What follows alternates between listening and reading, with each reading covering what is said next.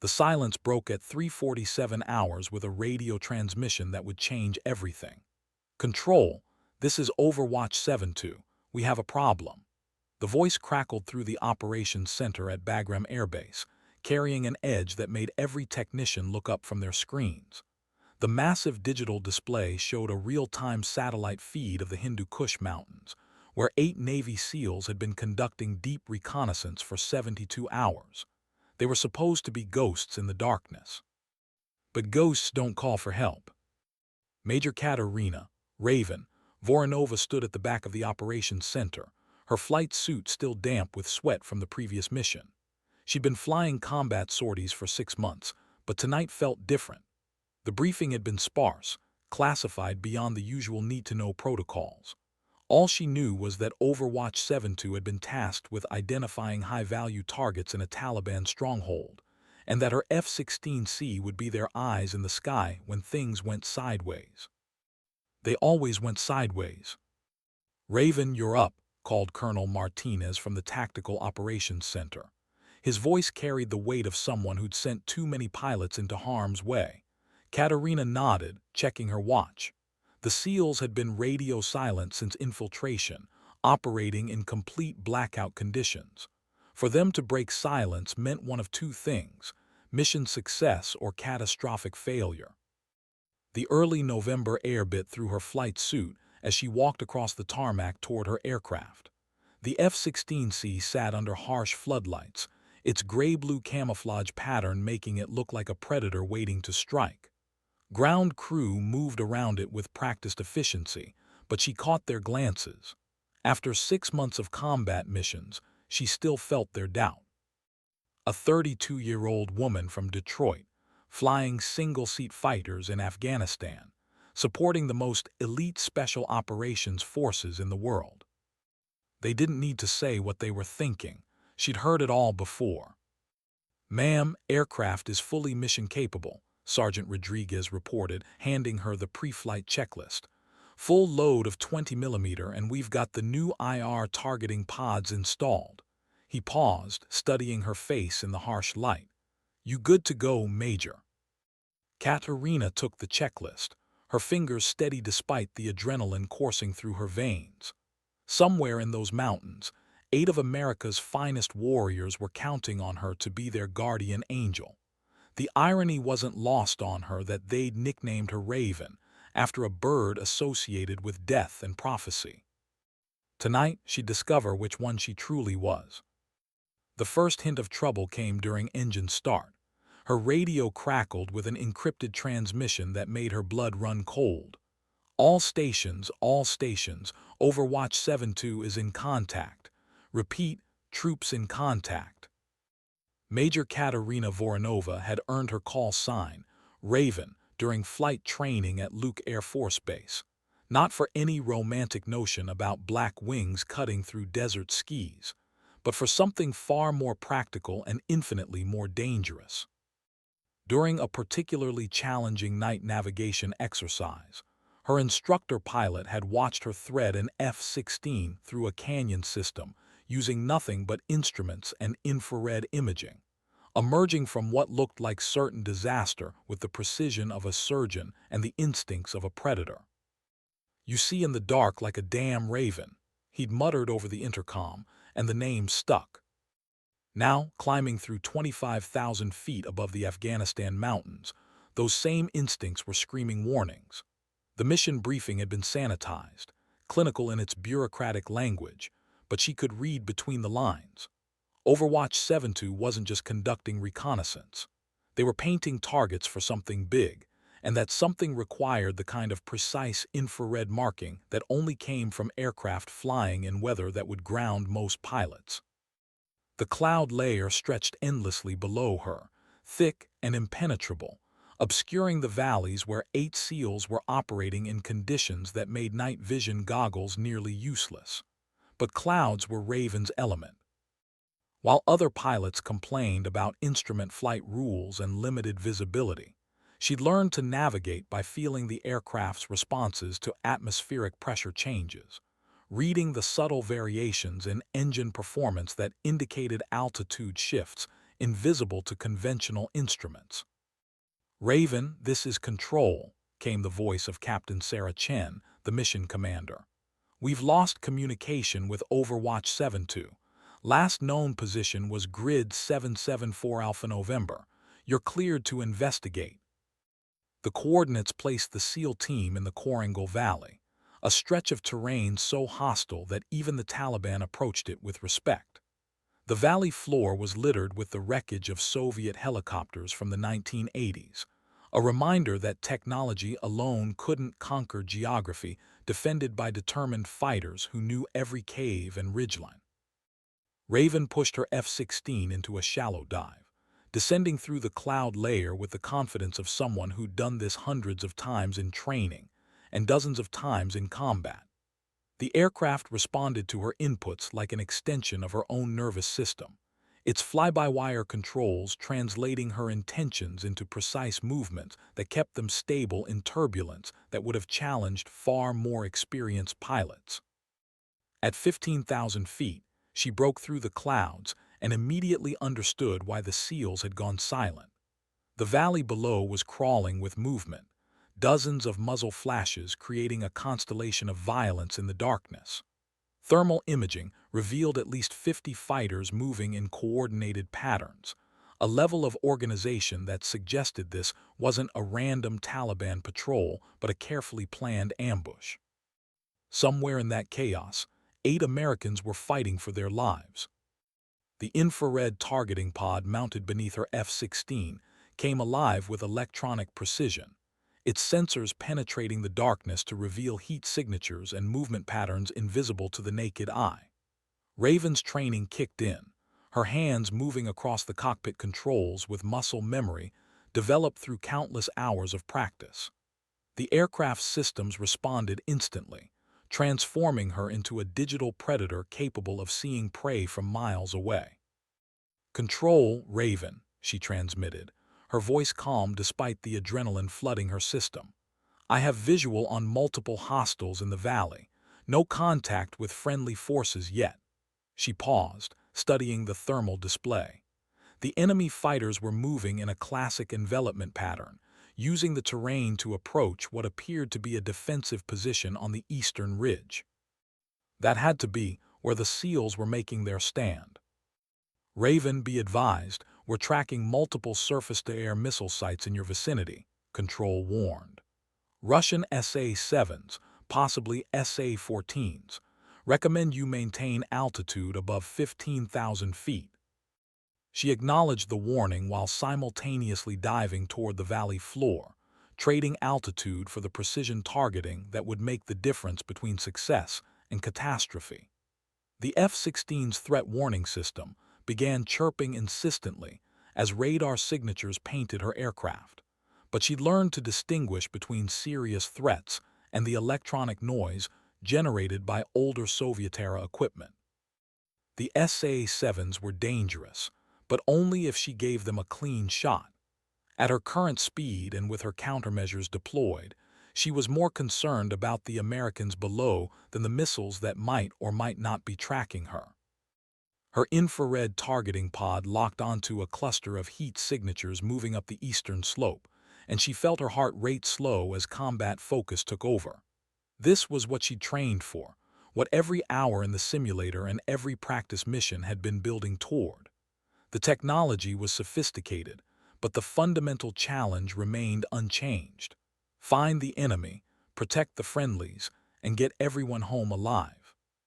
"Control, I've got multiple hostiles approaching what appears to be a defensive position, requesting permission to engage."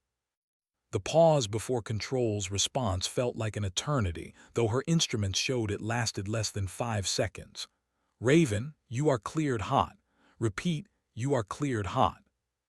She aligned her aircraft with the approaching enemy fighters, her finger moving to the trigger that would unleash 20mm cannon fire with surgical precision. The first burst of cannon fire lit up the night like lightning, tracers arcing down from the clouds with deadly accuracy. Through her infrared targeting system, Raven watched the enemy fighters scatter as 20 rounds impacted among their positions, but she'd been careful to place her shots as warning fire rather than direct strikes. Her mission was intelligence gathering and target marking, not close air support, and the distinction mattered both legally and tactically. "Control, Raven," she transmitted while banking away from the valley floor. "I've disrupted the enemy advance, but I still have no contact with Overwatch 7-2. The silence from the SEALs was more troubling than the ground fire now rising toward her aircraft. Elite operators didn't just disappear, and they certainly didn't stay quiet during a firefight unless something had gone seriously wrong. Her threat warning system screamed as a surface-to-air missile launched from a concealed position near the valley's western rim. The SA-7 was older technology, but still lethal if she gave it the chance. Raven deployed chaff and flares while pulling into a climbing turn that would defeat the missile's infrared seeker, feeling the G-forces compress her into the ejection seat as the F-16 responded to her control inputs.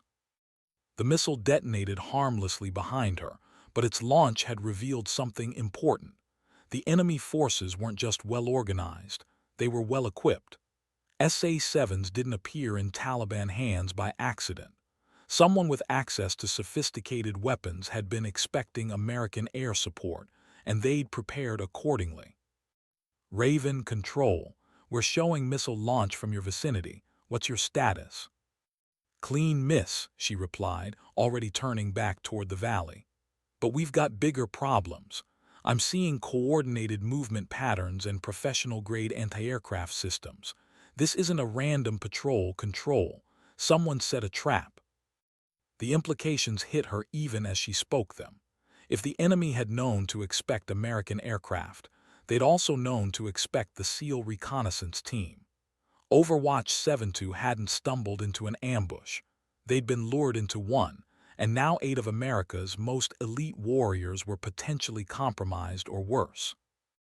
Her infrared targeting pod continued its methodical scan of the terrain below, searching for any sign of American forces while cataloging enemy positions for the strike aircraft that would inevitably follow. But as minutes passed without contact, a darker possibility began to form in her mind. What if she was already too late? The radio crackled with static, then a voice so faint she almost missed it. Any station, this is Overwatch 7-2 Alpha. We are alive, but we are not well." Relief flooded through her system, followed immediately by renewed focus. The transmission had been brief and weakly encrypted, suggesting the SEALs were operating on backup communications with limited battery power. But they were alive, and that changed everything. "Overwatch 7-2 Alpha, this is Raven," she transmitted on the emergency frequency. "I have you faint and broken. What is your status and position?" The response came after a long pause, and when it did, the voice carried an edge of pain that made her grip the stick tighter. "Raven, we are in a world of hurt down here. Can you see us?" Through her targeting pod, Raven could see everything. The enemy forces regrouping after her gun run, the defensive positions carved into the rocky terrain, and somewhere in that maze of stone and shadow, 8 Americans fighting against overwhelming odds. But seeing them and finding them were 2 different challenges, especially when the enemy had clearly been expecting both the SEALs and their air support. "Overwatch 7-2 Alpha, I need you to signal your position. Can you use infrared strobes?" "Negative, Raven. We're running dark and quiet. Equipment took hits during initial contact." The SEAL's voice was getting stronger, which meant they were either moving to higher ground or their radio operator had reached the primary communications equipment. "We need immediate extraction, but LZ is compromised. Multiple hostiles between our position and any viable extraction point." Raven studied her tactical display while maintaining her orbit above the valley.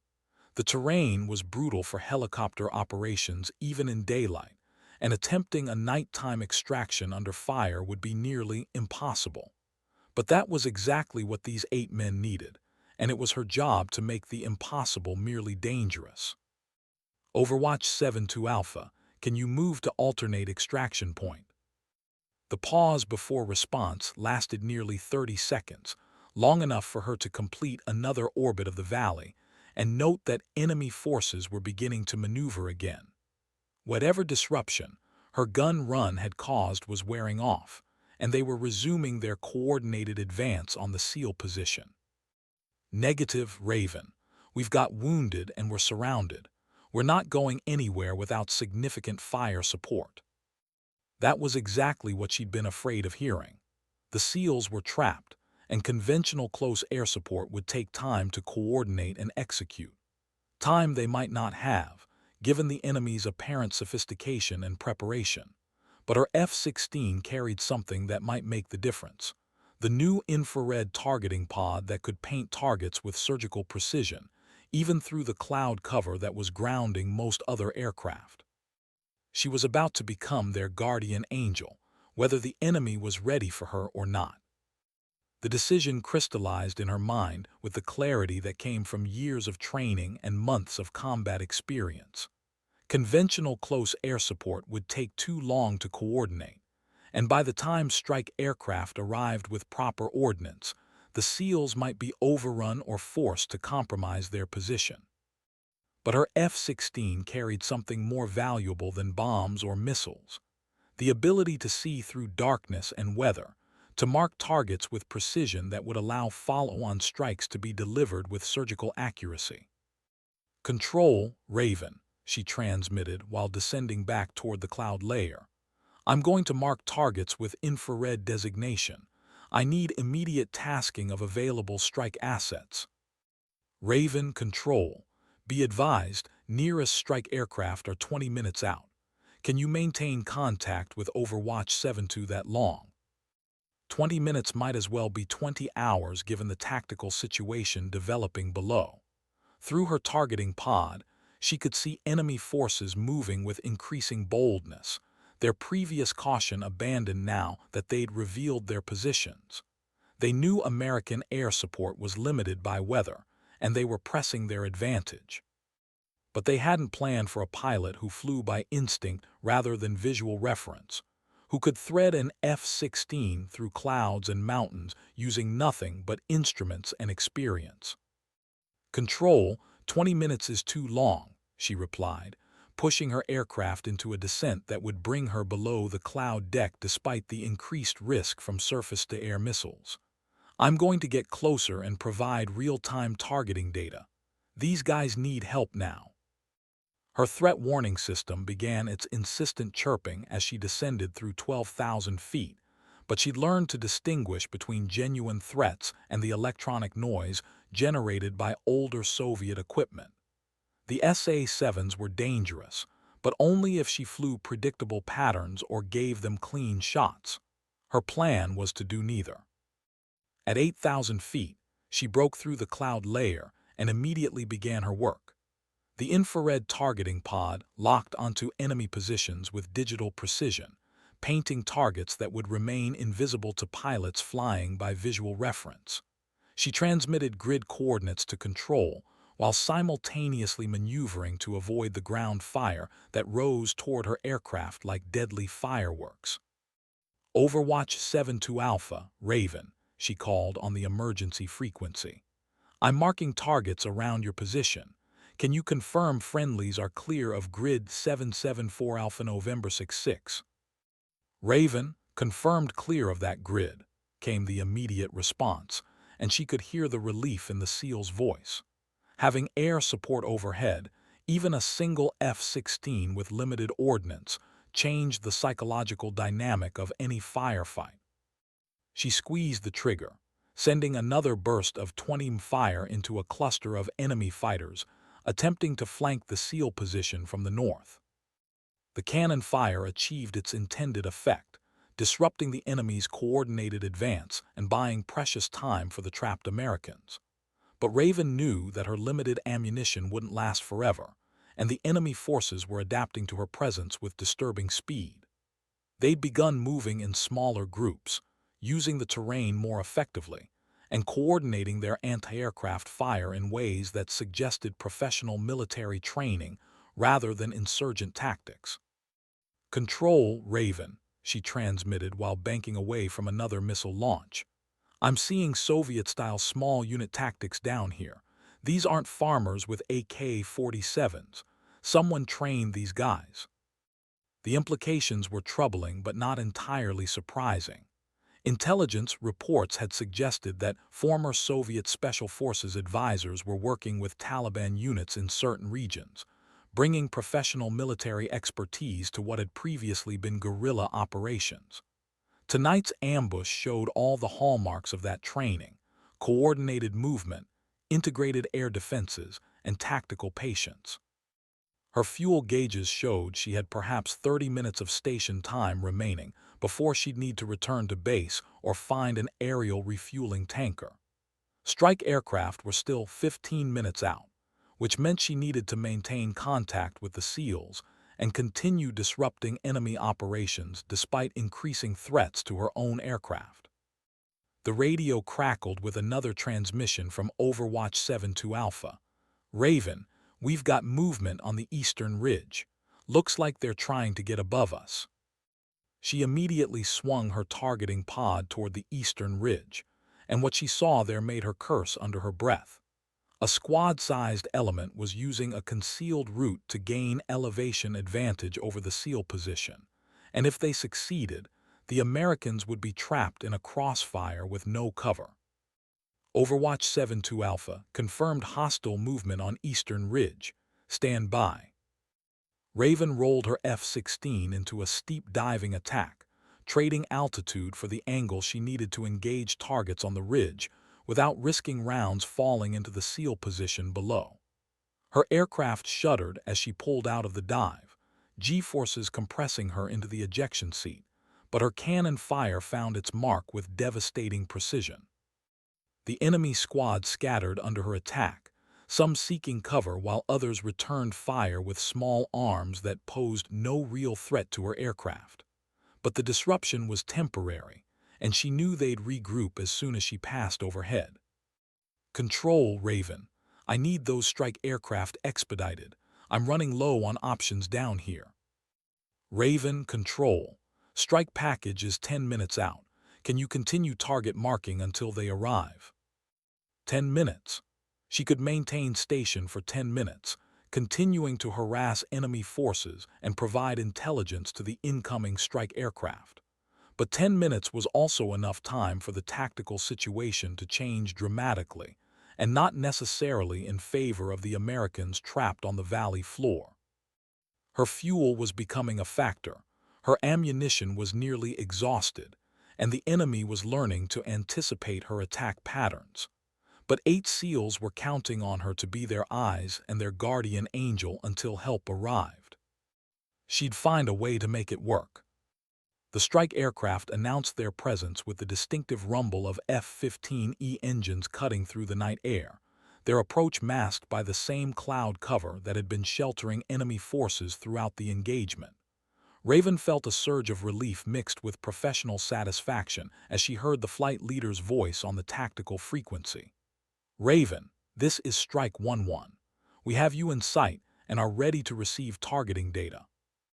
"Strike 1-1, Raven," she replied, her voice steady despite the exhaustion creeping into her system after nearly an hour of high-stress combat operations. "I have multiple target areas marked with infrared designation. Priority targets are along the northern and eastern approaches to friendly position." Through her targeting pod, she watched the Strike Eagles take up their holding pattern above the cloud deck, their pilots undoubtedly studying the same infrared imagery that had been guiding her attacks. The advantage of having dedicated strike aircraft was overwhelming firepower. The disadvantage was that they couldn't see through the clouds and weather with the same precision that had made her F-16's targeting pod so effective. "Raven, Strike 1-1. We're not getting good target resolution through this cloud deck. Can you talk us onto specific targets?" The question she'd been expecting. The Strike Eagles carried enough ordnance to eliminate every enemy fighter in the valley, but they needed precise targeting data to avoid hitting the SEAL team that was operating somewhere in the same general area.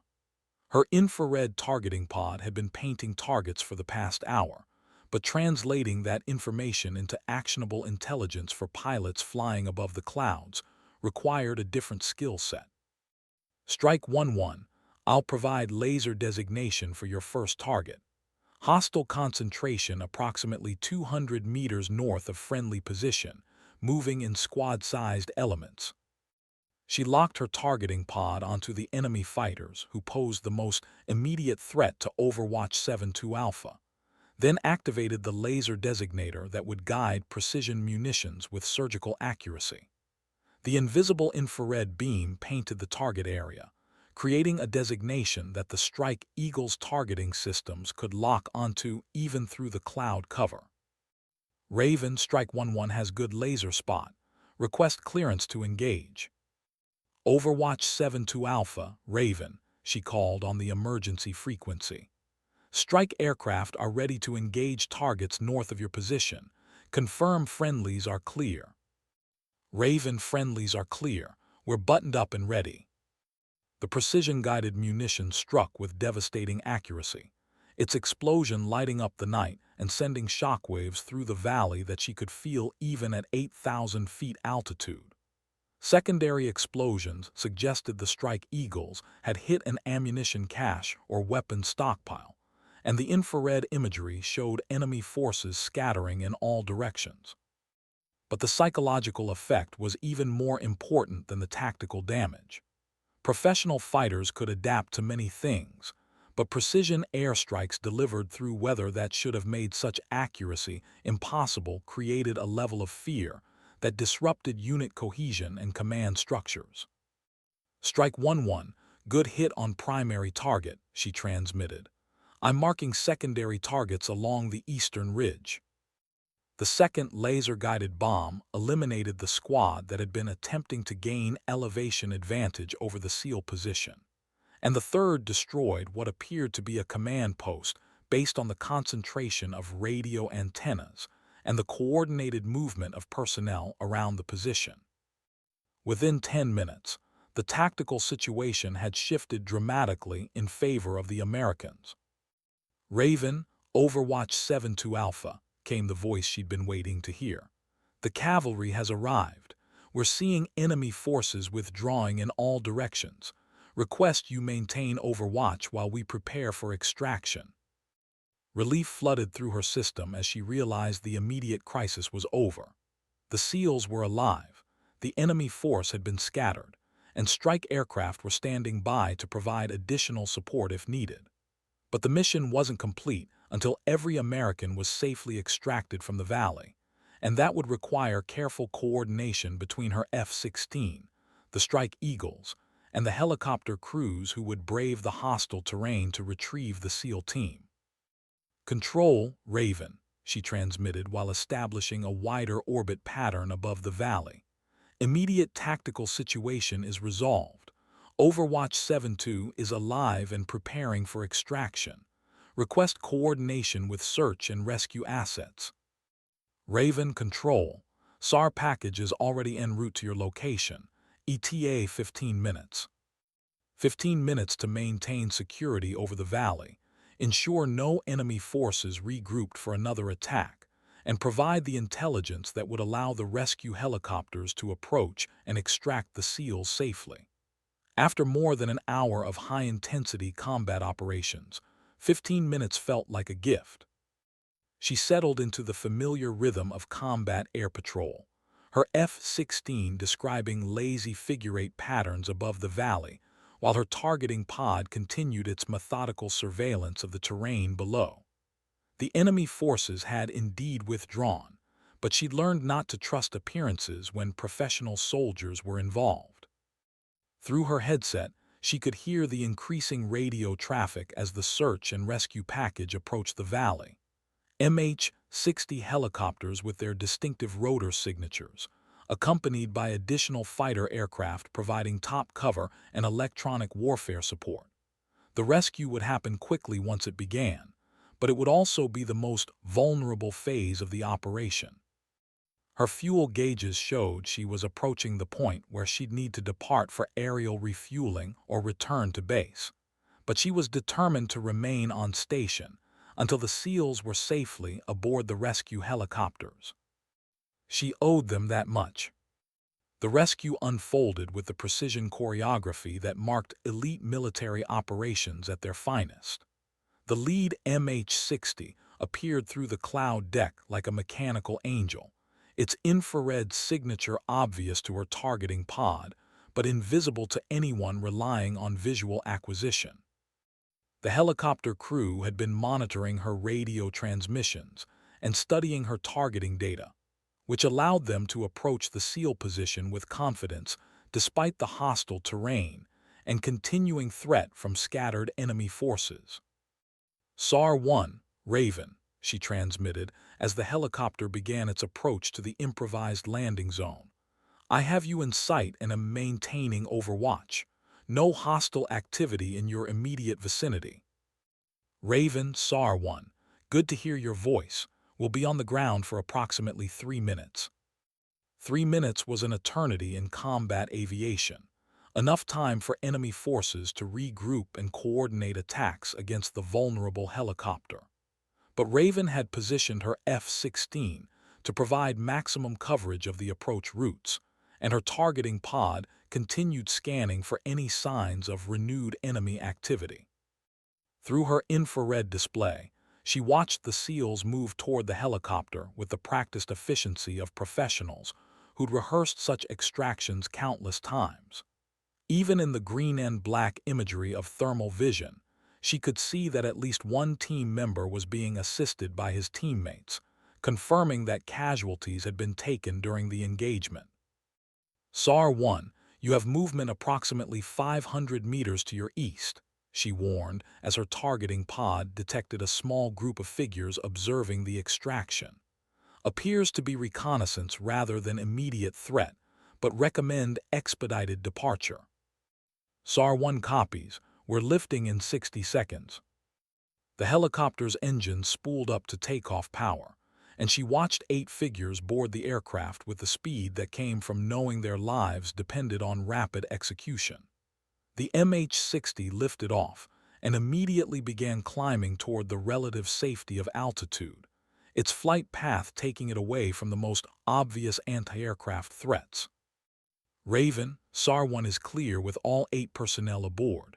Thanks for keeping the bad guys honest. The simple transmission carried more weight than its words suggested. Professional soldiers didn't offer casual thanks, and the helicopter crew's acknowledgement meant she'd done her job properly. 8 Americans who'd started the night trapped in hostile territory were now safely aboard a rescue helicopter, heading home to fight another day. Control, Raven, she transmitted while turning toward her assigned aerial refueling track. Overwatch 7-2 has been successfully extracted. Mission complete. Raven, Control, outstanding work tonight. You're cleared to the tanker for fuel, then return to base. As her F-16 climbed toward the aerial refueling altitude, Raven allowed herself a moment to process what had happened during the past 2 hours. She'd responded to a troops-in-contact situation with minimal information and uncertain support, located and protected a trapped SEAL team, coordinated precision strikes through weather that should have made such accuracy impossible, and maintained overwatch during a successful extraction. It was exactly the kind of mission that test pilots dreamed about and combat aviators trained for their entire careers. The aerial refueling took place in the sterile environment of controlled airspace, far from the chaos and violence of the mountain valley she'd been orbiting for the past 2 hours. The KC-135 tanker appeared on her radar screen as a steady contact, maintaining altitude and heading with mechanical precision, its crew undoubtedly monitoring multiple aircraft simultaneously as they managed the complex choreography of nighttime aerial refueling operations. Raven, Iron 27, came the tanker pilot's voice as she approached the refueling position. We show you low on fuel and ready for gas. Iron 27, Raven, confirm ready for refueling. She eased her F-16 into position behind the tanker, using her aircraft's fly-by-wire controls to maintain the precise formation necessary for safe fuel transfer. The refueling boom extended from the tanker's tail, operated by a boom operator who could see her aircraft through a small window in the tanker's belly. Night refueling required trust in instruments and radio communication, since visual references were limited to navigation lights and the subtle glow of cockpit displays. Raven, contact position. The boom operator announced as the refueling probe locked into her aircraft's fuel receptacle. Fuel flowed into her tanks with mechanical efficiency, restoring the range and endurance that would allow her to return to Bagram safely with adequate reserves for approach and landing. But more importantly, the routine nature of aerial refueling provided time to decompress from the high-stress combat operations she'd been conducting for the past 2 hours. During the 20 minutes required for fuel transfer, she reviewed the mission in her mind, analyzing decisions and considering alternative courses of action that might have produced better outcomes. It was a habit developed during years of flight training and refined through months of combat operations. Constant self-assessment designed to improve performance and reduce the likelihood of mistakes that could prove fatal. She'd made the right call in descending below the cloud deck despite increased threats from surface-to-air missiles. The precision targeting that saved Overwatch 7-2 wouldn't have been possible from higher altitude, and the psychological effect of close air support had been crucial in maintaining SEAL morale during their most vulnerable moments.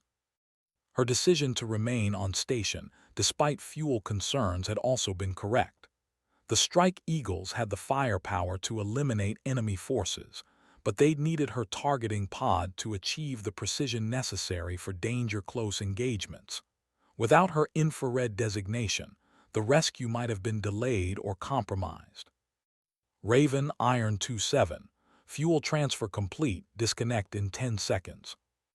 The boom retracted smoothly, leaving her aircraft fully fueled and ready for the flight back to Bagram.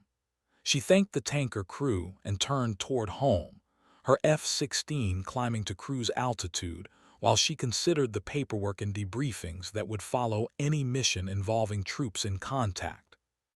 But first, she wanted to confirm that Overwatch 7-2 had made it safely to friendly territory.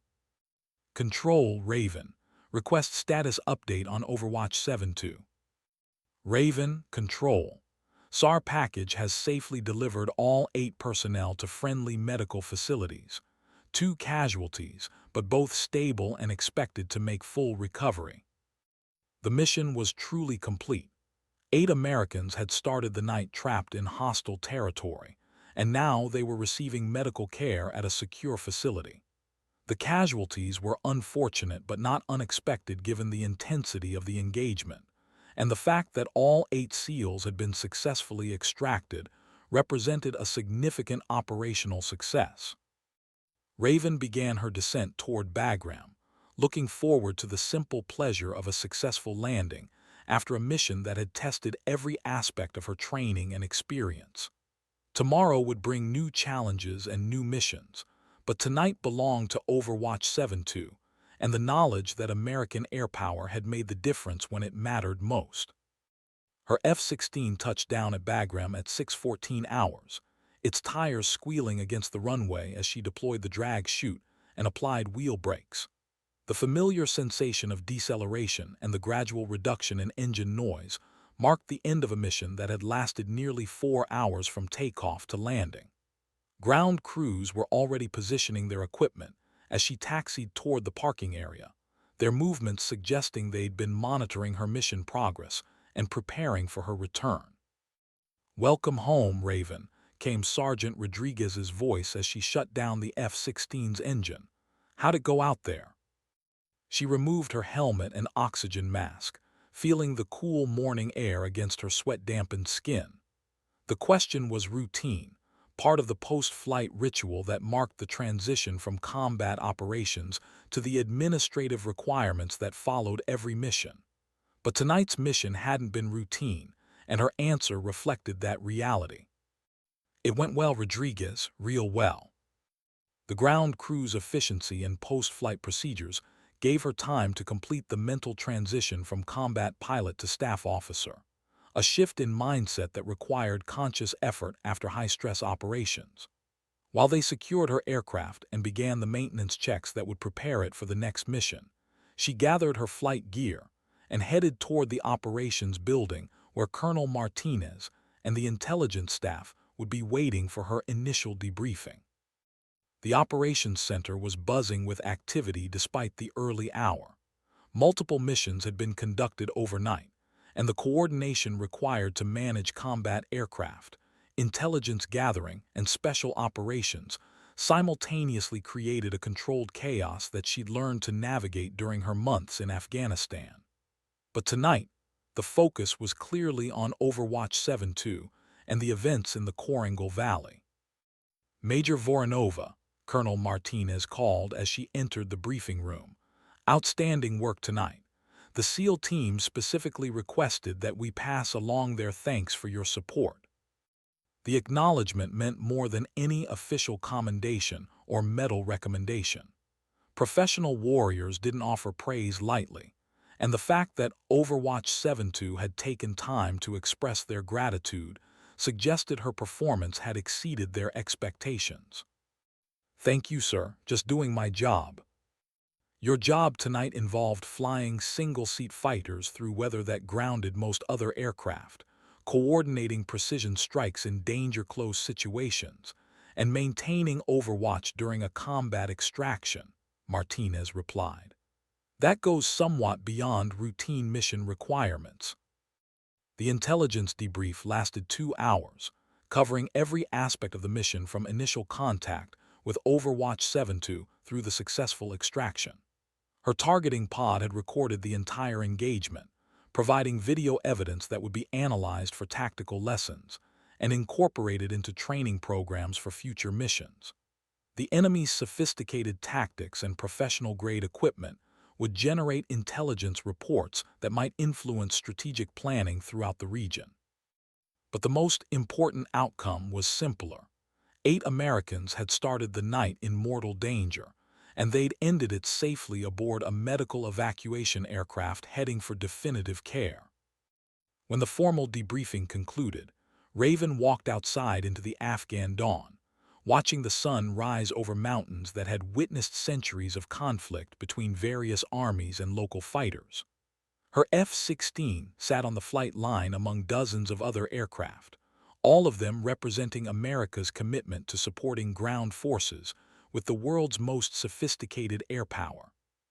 Tomorrow night, she'd likely be flying another mission, supporting different troops in contact situations that would test her skills and judgment in new ways. Tonight had proven she was ready for whatever came next. The letter arrived 3 weeks later, forwarded through multiple military mail systems before reaching her quarters at Bagram. The return address showed it had originated from Walter Reed Medical Center, which suggested it came from one of the wounded SEALs who'd been evacuated from the Korangal Valley engagement. Raven opened it carefully, curious about what had prompted a member of Overwatch 7-2 to take time during his recovery to write to the pilot who'd provided their air support. The handwriting was precise,